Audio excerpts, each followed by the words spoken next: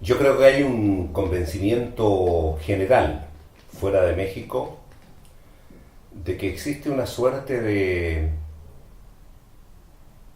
engolosinamiento criminal en contra de los periodistas del país. ¿Es posible explicar la razón por qué es así? Pues a grandes rasgos porque se busca el silencio. Se busca el silencio de la prensa para que no se conozcan los temas de interés público. Por eso hay violencia, hay hostigamiento, persecución, que terminan en corrupción, impunidad. ¿Para qué? Para finalmente lograr el silencio, tener censurada la prensa. En México los periodistas son los que están sacando a la luz casos de corrupción, tráfico de influencias, todo lo que los poderes legales y fácticos tratan de esconder. Y esto tiene un precio. Hay una prensa vendida, una prensa que hace propaganda, que no hace periodismo de investigación, y a quien hace periodismo de investigación y quien hace denuncia, se le viene el mundo encima.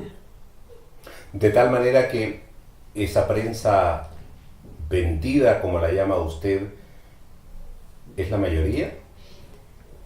Tal vez no la mayoría, pero la más poderosa. Estamos hablando de medios electrónicos, la televisión abierta que llega a todos los lugares, cadenas de radio que llegan a todos los lugares. Desafortunadamente en el artículo 19, a finales del año antepasado, es decir, a finales del 2013, en un estudio que hicimos de primeras planas, se ubica claramente que los principales medios nacionales se han vuelto boletines de prensa del gobierno. También en otros estudios que hemos hecho en artículo 19 sobre publicidad oficial, se ubica el control que realmente tienen la mayoría de los medios en el país a través de el entregarles dinero por contratos gubernamentales y la gran discrecionalidad y opacidad que existe en estos controles que están condicionando las líneas editoriales. Pero si eso es así, significa que hay una voluntad expresa, a propósito, explícita de las instancias del Estado para que ello ocurra. Sí, sin duda es claramente ubicable el control que se busca hacia la prensa, y no solamente a través de estos condicionamientos o lo que se ha llamado como censura sutil, sino por otra parte, para cerrar una especie de pinza, a través de violencia, es decir, el forzar la censura o la autocensura a través de la violencia, y un sistema que no permite el libre flujo de información, que además del tema de la violencia y la censura sutil, se está creando todo un cúmulo de leyes para criminalizar el ejercicio de libertad de expresión, especialmente en temas de seguridad pública o aquellos temas que podrían llamar o fomentar lo que sería la cobertura del disenso. ¿Por qué? ¿Por qué? Porque pareciera que se quiere establecer un Estado que no le gusta la crítica, que no le gusta que la sociedad conozca temas de interés público en tema de tierra, territorio, corrupción o de grandes temas de delincuencia organizada. ¿Y su problema, su amenaza, señora Marta, se resolvió? No sé quién me amenazó, no sé cuándo, no sé por qué me amenazaron, ni quién, ni por qué línea, por qué artículo, por qué libro, por qué acción. Pero lo que me queda claro es que las autoridades no atienden el caso, ¿no? Sí, artículo 19 hemos documentado que el 99% aproximadamente de agresiones contra la prensa quedan impunes, lo cual manda un mensaje de estímulo hacia el agresor, porque finalmente no hay verdad, justicia y reparación, y termina siendo el principal mecanismo para alentar la violencia contra la prensa. Y tenemos finalmente instituciones del Estado que son simulación, que solamente están como una especie de justificar a nivel internacional que el Estado, que el gobierno está haciendo algo, cuando tenemos un órgano investigador que no investiga, un mecanismo de protección que no protege con oportunidad, y tenemos una comisión de derechos humanos que no recomienda públicamente qué hacer para revertir la situación de impunidad, y una comisión ejecutiva de víctimas que no repara el daño. Finalmente es simulación. Y mire usted, además, artículo 19, que es una organización de defensa de periodistas y por la libertad de expresión y acceso a la información y derecho a la verdad, ellos están amenazados de muerte. Iván es mi abogado, entonces es ridículo, pero es así, Me amenazan de muerte y además amenazan de muerte a quien me defiende. Escuchándolos, una persona no especializada en el tema, un oyente, un televidente cualquiera, diría, mire, estamos en un callejón sin salida. Así es, de acuerdo a organizaciones internacionales y Naciones Unidas, una sociedad sin una prensa libre no se puede considerar democrática. Eso es lo que estamos viviendo en México. Un estado de censura a través de la violencia, a través del hostigamiento por funcionarios públicos, de una institucionalización de violencia contra la prensa y una censura sutil utilizando también mecanismos económicos. ¿Y entonces cómo le hacemos?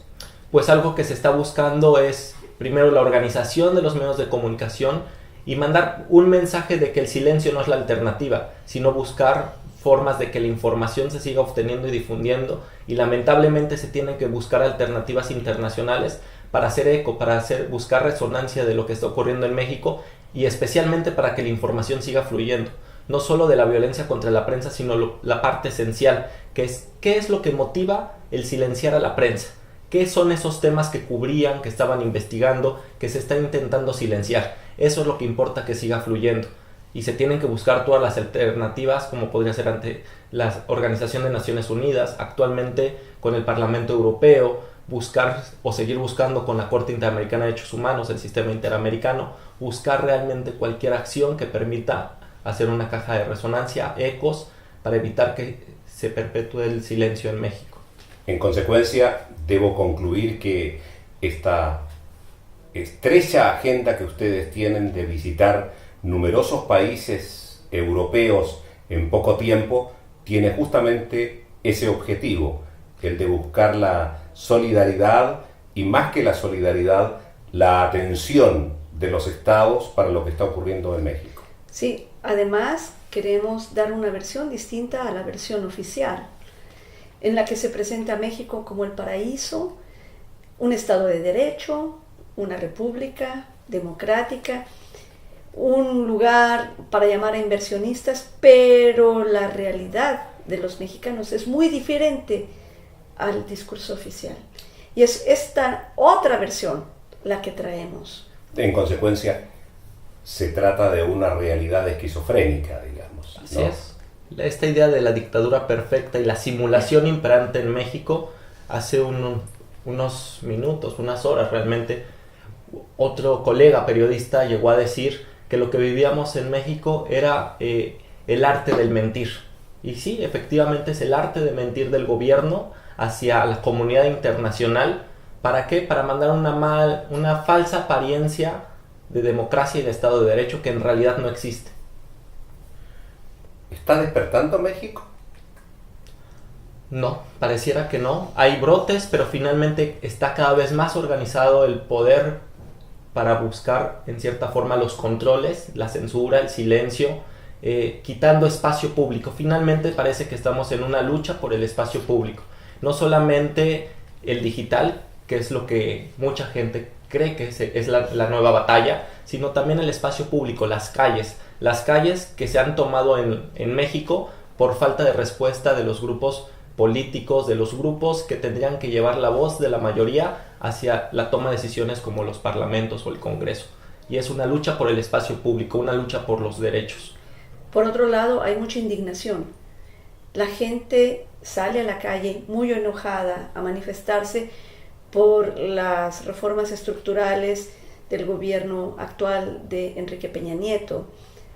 Pero hay tantas víctimas, tantos desaparecidos, tantos presos políticos, tantos muertos, que desafortunadamente las personas salen a llorar, a manifestarse, y la gran pregunta es cómo esta rabia, cómo esta indignación se pueden causar en un cambio.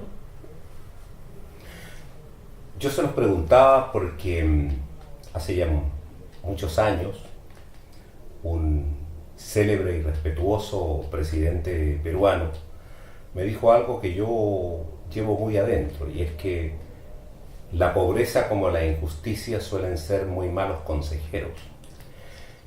y es que hay grupos, y en este caso concreto de México, pequeños grupos, que como han perdido toda esperanza, han puesto la suya, o lo que les queda, en la posibilidad de reivindicar sus aspiraciones a través de la vida armada.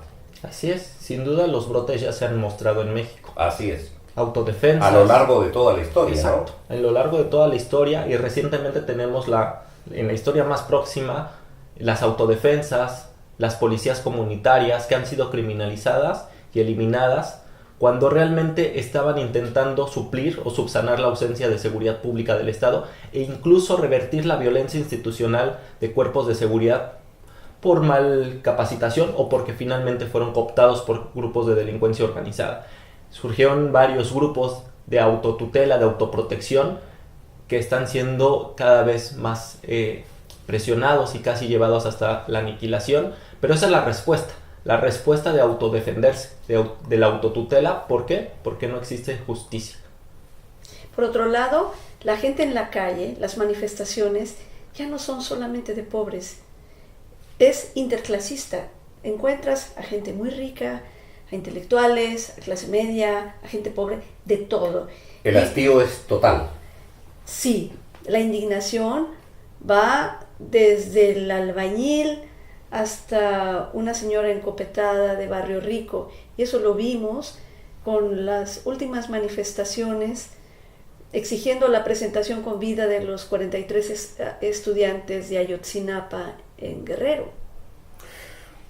Más allá de las iniciativas grupales o de ciertas tendencias ideológicas, ¿se hace necesario para ustedes la necesidad de refundar México? Sin duda se necesita refundarle porque el sistema cada vez está más podrido, putrefacto, vaya, y puede colapsar porque las alternativas de un Estado de Derecho no existen.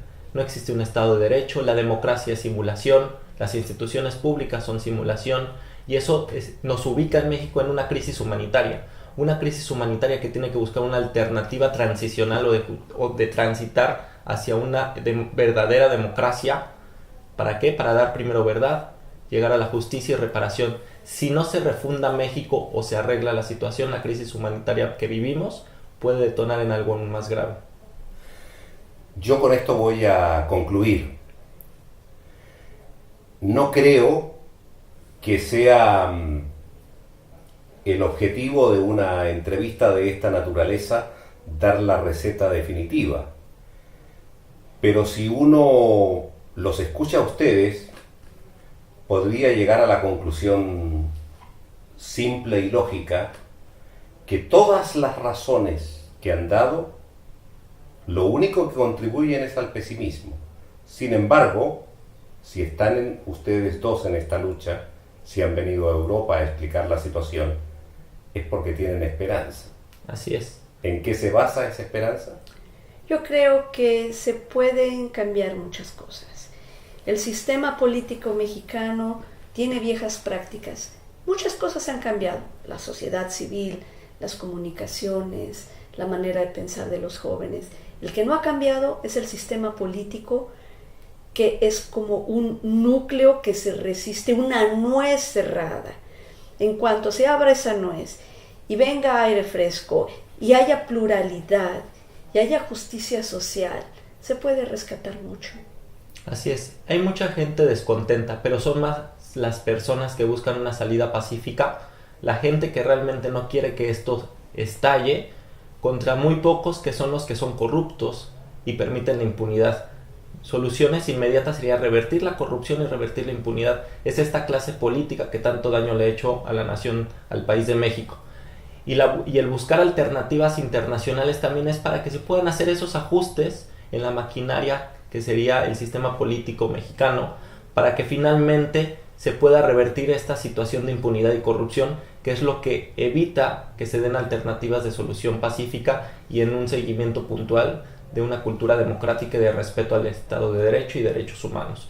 Finalmente es apostarle a que esto todavía tiene una solución de la forma más pacífica posible, como a través de eliminar impunidad y corrupción, y de ahí poder empezar a transitar a la memoria y a la reparación.